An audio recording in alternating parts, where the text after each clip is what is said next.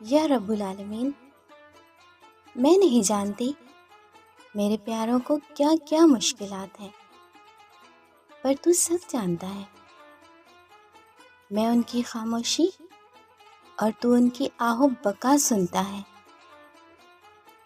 میں انہیں ہنستے ہوئے دیکھتی ہوں اور تو ان کو روتے ہوئے دیکھتا ہے۔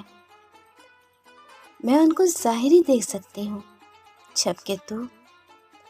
جبکہ تو ان کی روح تک سے واقف ہے۔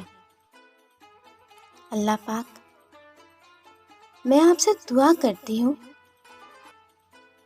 کہ ان کو وہ سب کچھ عطا فرما دے جس کی انہیں ضرورت ہے اور جو ان کے لیے بہتر ہے۔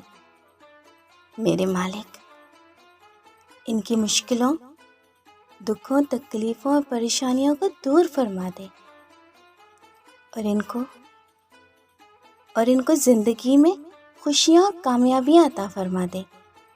آمین ثم آمین۔ السلام علیکم دوستو، ہماری طرف سے تمام عالم اسلام کو رمضان الکریم کی 25ویں سحری مبارک ہو۔